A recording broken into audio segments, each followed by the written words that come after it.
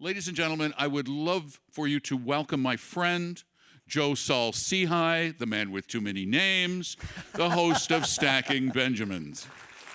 Oh.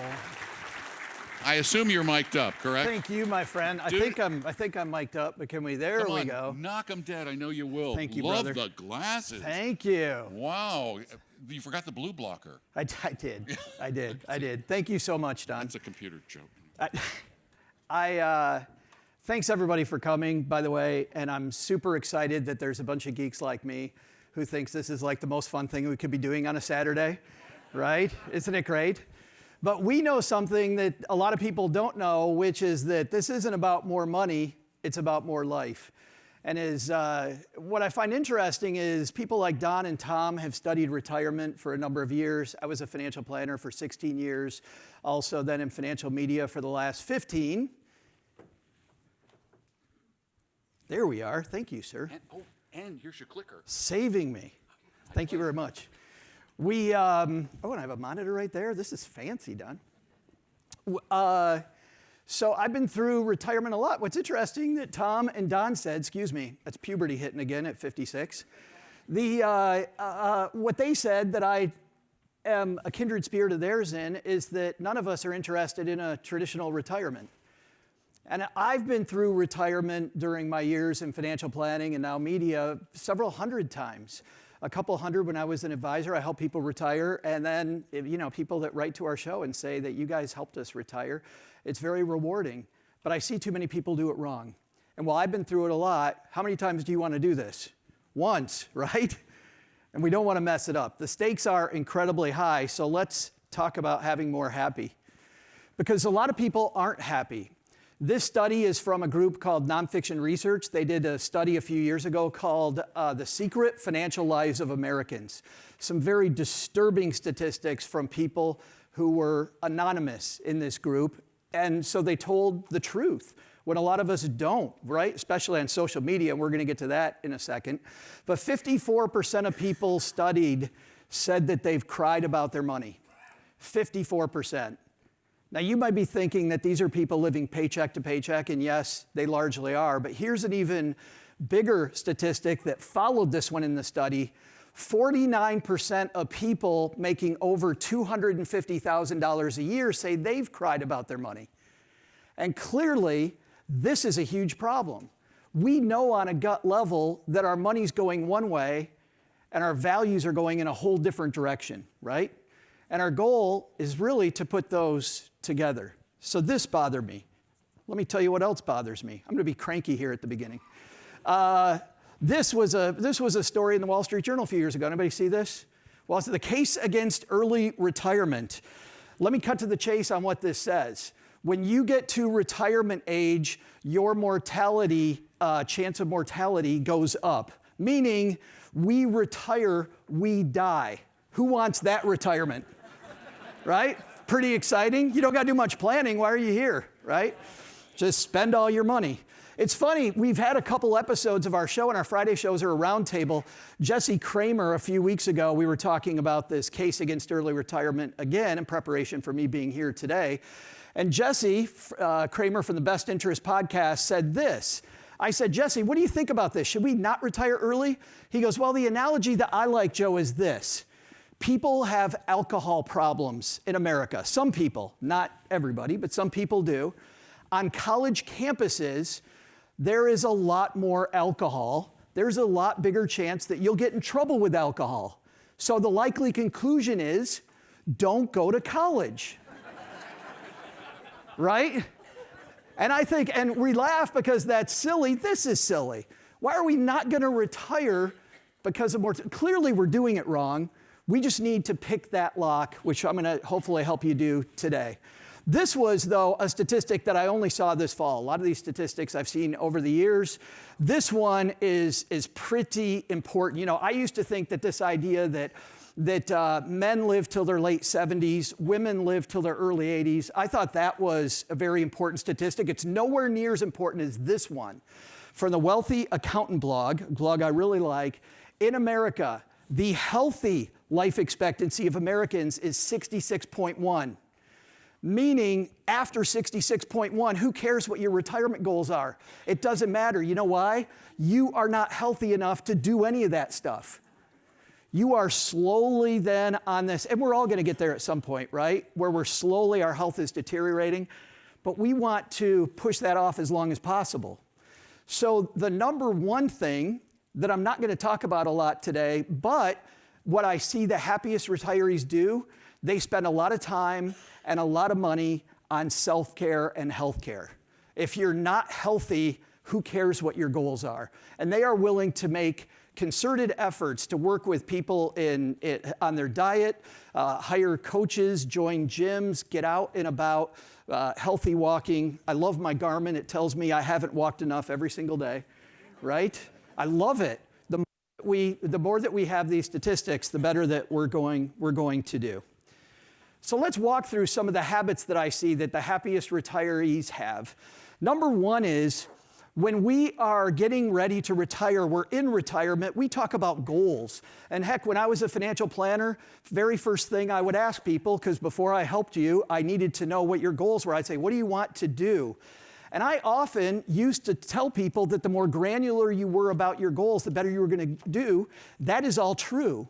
The one thing we're learning now more and more and more, that whether you're an extrovert or you're an introvert like me, I'm going to need to be in a room for 2 days by myself after this presentation. So for introverts, I play an extrovert all the time, but that is not me. It is connections that are important. And what's funny is, for a lot of us, our retirement goals and our retirement norms in America do not match connections. Let me tell you a story about my friend Todd, who I think is making a huge mistake. I hope Todd doesn't watch this. Todd, if you're watching, sorry, I'm outing you in front of a room full of people. But Todd and his spouse, Christy, are about my age, and they've done a great job of saving for retirement. And so they are following the American Dream, which is a vacation home on this beautiful lake in Arkansas, about 2 hours away from where we live.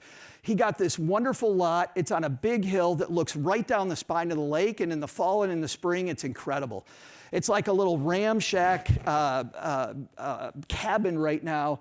They're getting rid of the cabin. They're building a 3,500 square foot house with these wonderful big windows.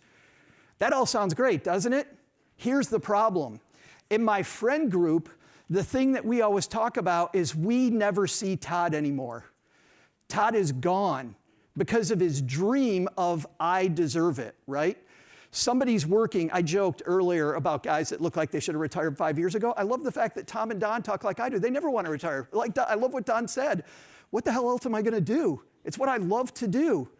So this idea of connections and being around people is super important, and I think it needs to be a part of your goals. In fact, study on this that Wes Moss talks about.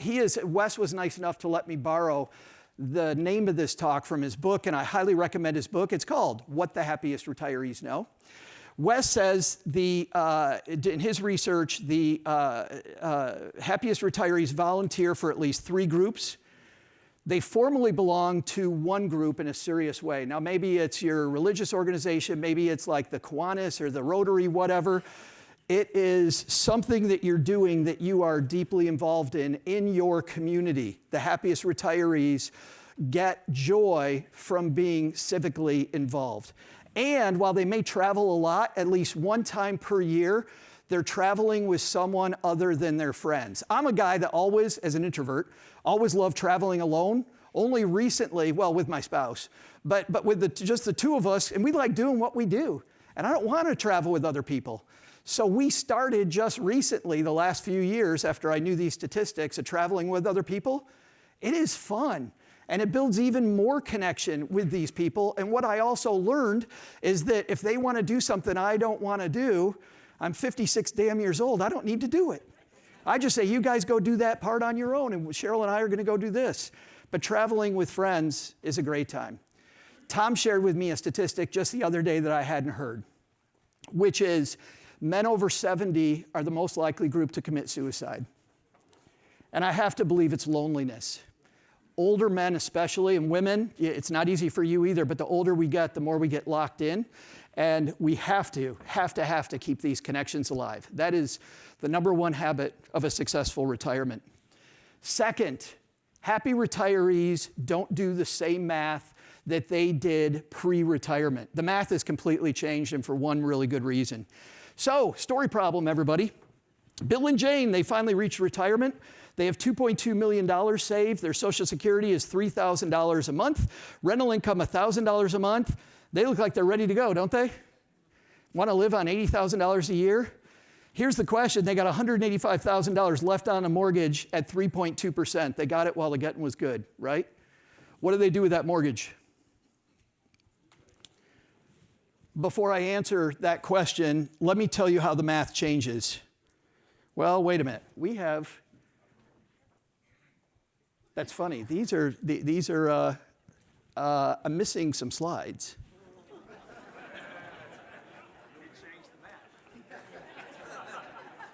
Yeah, we completely changed the math.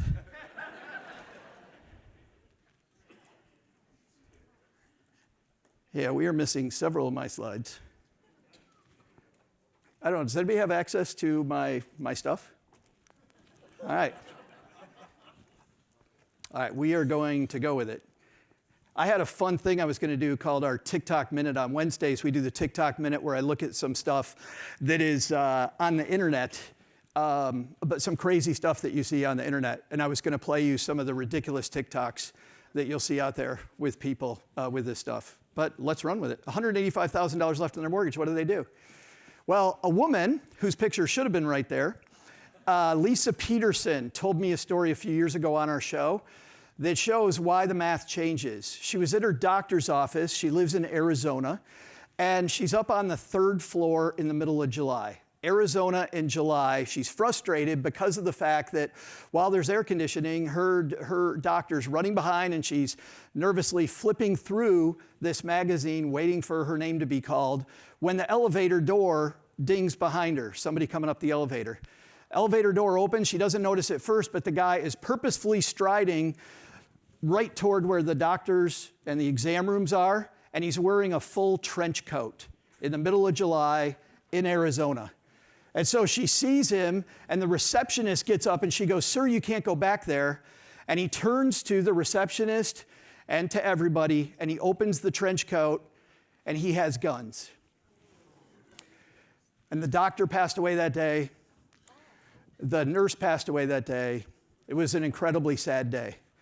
And what Lisa realized from that day was that once you get past the point that you have enough money, money is not the resource we're looking for, it is time. Time. And we never know how much time we have. And because we don't know how much time we have, we need to be mindful of every minute, which is why Lisa's whole platform is called The Mindful Millionaire. So you know what the happiest retirees do? They know the math, but they pay off that debt. Because it's not about that math anymore. It's about a different math. And so the happiest retirees pay off debt. They think much differently about this. Next, happiest retirees think differently about investing once they get to retirement. This is one of my favorite cartoons. I've loved this cartoon for a long time.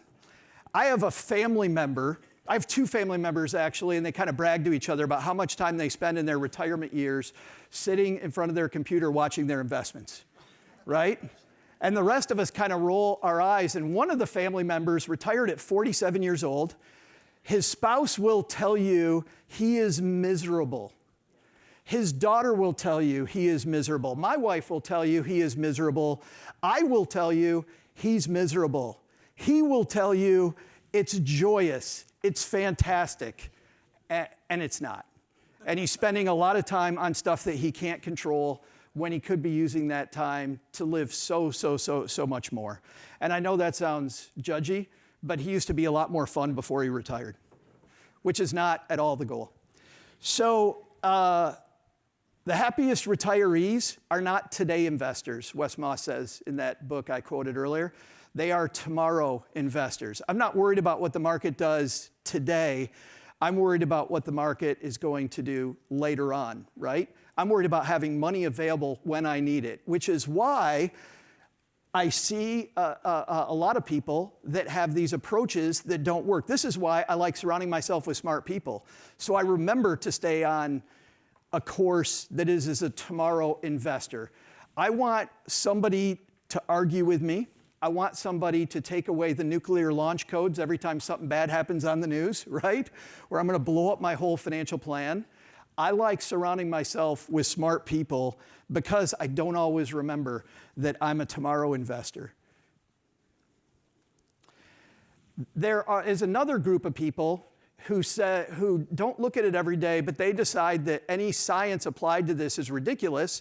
And so I'm going to do this other approach where I just throw it into VTSAX, which is the Vanguard Total Stock Market Index, and I'm just going to let it go. I'm just going to go where the economy goes. And historically, that has been not a horrible strategy. What's bad is it is incredibly inefficient, and you could have so much more if you paid a little bit of attention to the science. So as people that are investing, I want to remember it's tomorrow, but I also want to set up a strategy that actually is one scientifically that's going to get me from point A to point B. Now how do I do that? Right? Well, let's take a look at that. I don't think you need to know all this, and this is why I like surrounding myself with super smart people, because I don't need to know all of it, but I do think that if you know enough about the science behind your plan, it's going to be stickier. If you just take somebody else's word for it, that, yeah, my investments are doing fine even though the market's down, if I don't know some of the indicators, some of the stuff going on, I'm still going to make bad moves. I'm going to fight with my advisor, and as a guy that was an advisor for 16 years, I will tell you, having a client that doesn't understand their money is great until something bad happens, because everything that happens, every strategy we put in place, it has an Achilles heel, and you need to know what that is. So the basic science behind this, I want to spend just a couple minutes on, and we've got some wonderful people that are going to come up later today that are going to do a much better job of the science. But basically, I love this thing called the efficient frontier. And the efficient frontier shows kind of the science of following your investments. And historically, that VTSAX approach, that Total Stock Market Index, a guy named Dr. Harry Markowitz, who won a Nobel Prize for this, by the way, said you can put that as a dot. You can actually put that as a dot on your chart between risk and return. So what he noticed was, whether it's that investment, large company stocks, real estate, cash, some investments, given your time frame and your tax situation, get a very low return. Others get a high return. As he saw returns go up, guess what else went up? Risk, right? So he shows risk, and for the nerds in the room, it's standard deviation he was looking at, right? So what the ocean motion looks like, and he showed risk going from left to right. Well, I like to kind of fan fiction this myself, because this is what I think happened. It didn't happen this way, but just bear with me for a minute, because this is what I hope happened. So Markowitz sees this, and he knows that he's onto something. So he gets all excited. I believe it's like 11:30 at night. So he pours himself a little Cabernet, because it's getting good. He turns on some Barry White, because this is very sexy stuff, right? And he's like, where would my dot be if it was 50% large companies and 50% treasuries? And he puts another dot. And then he goes, ooh, what if we had 20% real estate and 80% large companies? Ooh, there's another dot. And he's just going crazy, and it is so romantic. I just love this. I'm sure it didn't happen that way, but this is what I imagine. But at the end of this drunken, lovely night, Dr. Markowitz has this chart full of dots, right? Now that line I put up there, that is my line. There is no such line. But that line is an imaginary line that they call the efficient frontier. I hate the name because it makes it sound, as my mom says, way more highfalutin than it really is. All this is historically, there is a most efficient way that would have gotten you from point A to point B. That does not assure you it's going to be that 20 years from now, and it drifts a little bit. But if we start off with the science of where things have been, we're going to make better choices on how we do tomorrow, and we're less likely to touch it when our plan goes wrong. By the way, I mentioned there's no dot north of that line, and I've got a dot there. That dot is what everybody wants, right? Who doesn't want that dot? Yeah. But if we take that first dot I put out there, this one right here, that is where I put the S&P 500 or the total stock market index. Two things we can do without any planning, which by the way is where we start, right? When am I going to need the money? How do I create the buckets to get it there? They've already talked about this morning. And then I set up a machine to get there. That's where we really want to start. But without any of that, I can take that dot and move it over to this one over here that's same amount of return, but a lot less risk. Who's going to be upset with same return, less risk? Right? I'm not going to be. Or if you're sleeping well at night, AKA you are comfortable with the amount of volatility in your portfolio, we can actually move up to the line historically, and now we're looking at bigger returns and no more risk historically than we have with this S&P 500 approach, right? Your dot, as I mentioned, is going to be different as you put your plan together. And that's definitely the place to start. What's interesting about this is that I've heard some people, I've made this presentation several times, and people go, oh, that's neat, Joe. You know, how big an impact is this really? Well, the guy you're going to hear from next, Chris Peterson, and his friend and my friend Paul Merriman have done a lot of research. When I went looking for this research, I realized that Chris and Paul had done all the research, so I just quote them all the time. Makes my job a lot easier. Thank you, Chris. If you took $10,000 and you invested it in 1970 and left it there for 52 years, so you did it, early in your career and left it until somewhere in retirement, S&P 500 total stock market index gave you about 1.89 million. By the way, I've got those two. They're not the same, but if you look at over that long period of time, the result is about that different. Picking one of those two are going to work about the same when it comes to how much money you made. If you use their all value approach, $6.43 million. $6.43 million, by the way, is not magic. You know what they're doing? They're just paying attention to the science of investing. That's all they're doing. And I actually get a little disturbed when people go, well, I'm just going to use the Merriman funds. I don't want to know any of this. I'm just going to use the Merriman approach. But when the Merriman approach goes bad, if you don't understand that they're just being more scientific, again, you're going to take the nuclear launch codes and you're going to blow up your retirement. So I love the portfolios that they've put together, but I want to know how it works. So there is a difference, and I'd ask you this. What would you do with an extra $4.5 million in your retirement? And I have had people say, this is nice, Joe, but using that VTSAX approach, I have enough. I'm good, I'm fine. Remember the community stuff I talked about earlier, about how the happiest retirees are a part of their community? I used to be really nice about this, and I'm no longer nice about it, because I've said it too many times and people think I'm being nice, and I truly just want to change behaviors. I say now to people that tell me, well, I got enough, I don't need an extra $4.5 million. I go, good for you. Good for you. In Texarkana, Texas, where I live, the average person makes just over $40,000 a year. Think about the amount, and by the way, they didn't get the memo about stuff like this. A lot of these people, they're not as blessed to know how important this is, or they're working their butt off 24/7 just to put food on the table. If I had $4.5 million extra to impact my community, how phenomenal would that be? And I can do it however I want to. And by the way, I then become a happier retiree because I'm even more in my community than I was before. So this can do a lot of good, not just for you in your retirement, but also for the people around you. So it's going to be about systems. And so what I'm hoping you're asking yourself is, what is my system of withdrawals, of investing? Because I love this Covey quote from 7 Habits of Highly Effective People. Your systems are perfectly designed to get the results you're getting.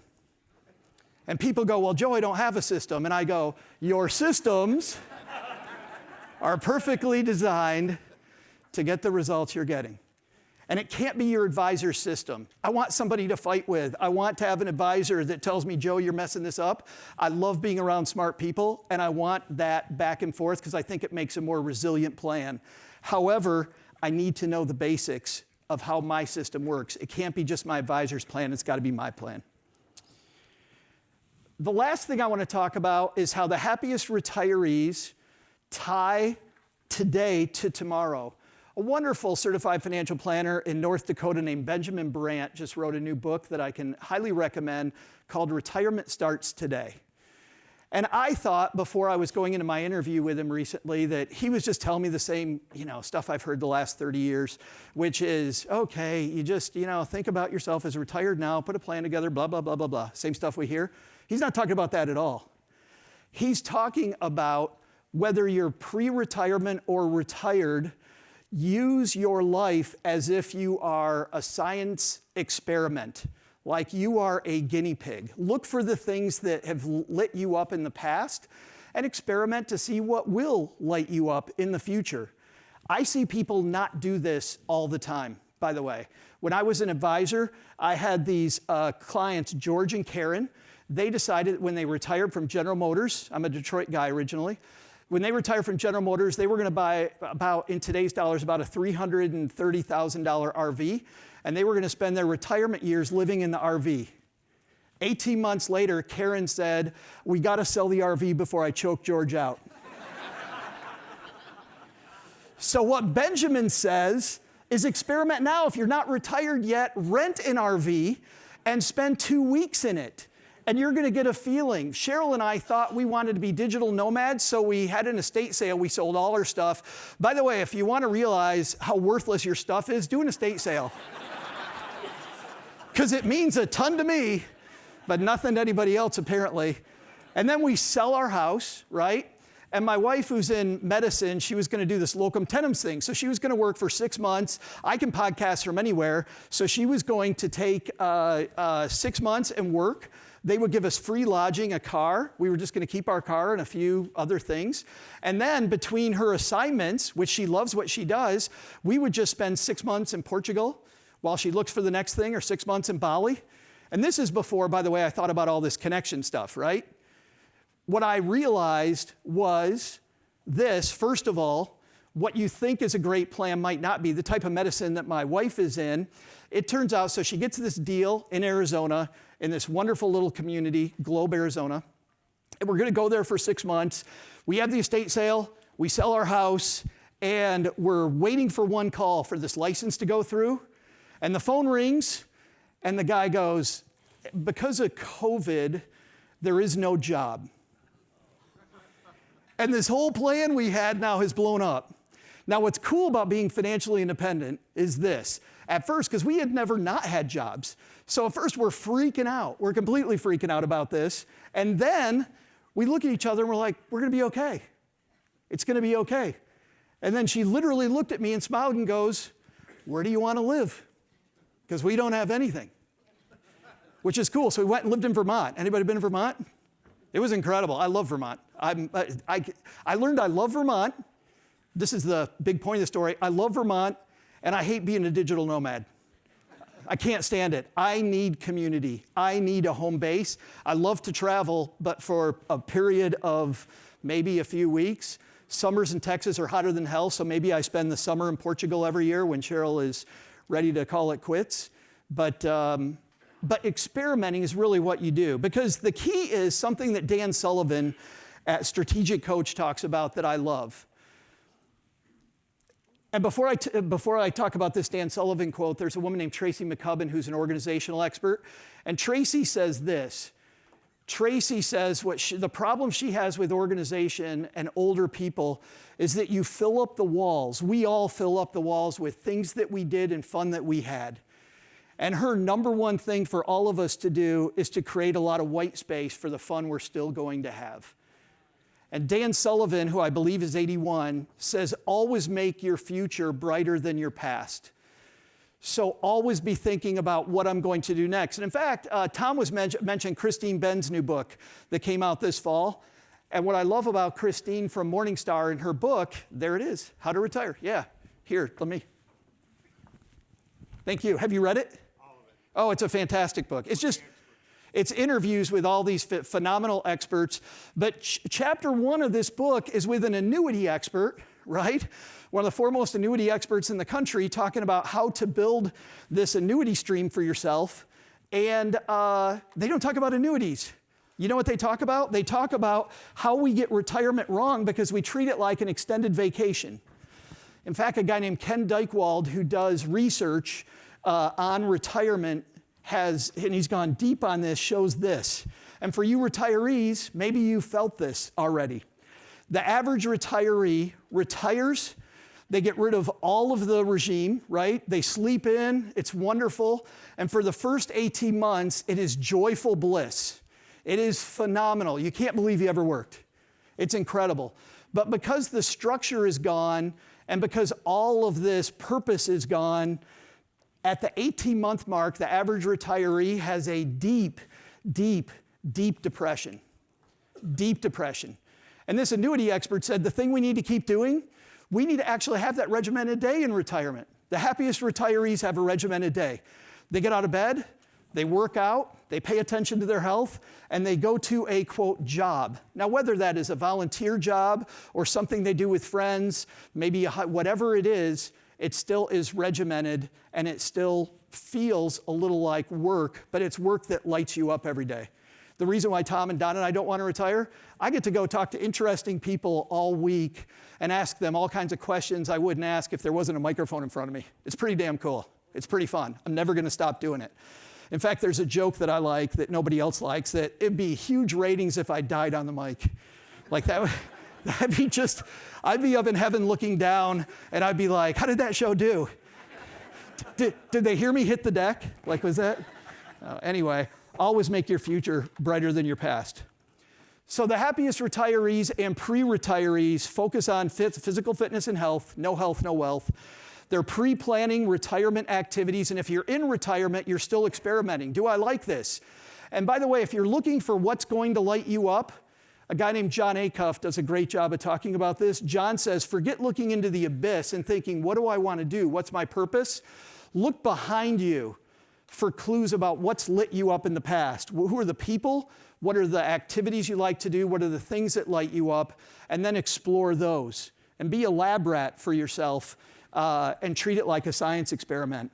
Then community, strategic vacations, and always be tweaking your investing system to get it better and better. This is not my slide either. I did have a slide in here about getting these slides. So hopefully there's a way that we can get that to people. And the thing that I really wanted to end with in one of those TikTok videos was actually a poignant one. Of course, all those were going to be ridiculous, a complete waste of time, but really, really funny. But the last slide I wanted to show you was Chris Wallace sitting with a guy named John Batiste, who is a phenomenal, phenomenal virtuoso of music. And he's playing Beethoven, but throughout the piece. Has anybody seen this before? Because it kind of went viral, yeah. John Batiste starts off playing just Beethoven straightforward, and then he turns it into Beethoven doing gospel, to Beethoven doing rock and roll, to Beethoven doing, and he just goes from one thing to another thing effortlessly. And if you're going to do this, the most successful retirees that I've seen, they've done these things, and everyone around them is saying, look at how they're getting through life so effortlessly. It'll take you a little bit of effort, but I think if you focus on community, your health, things that are going to make you a tomorrow investor instead of today investor, you're going to do a much better job. Thank you so much to Apella and the guys for having me. Thanks for coming out.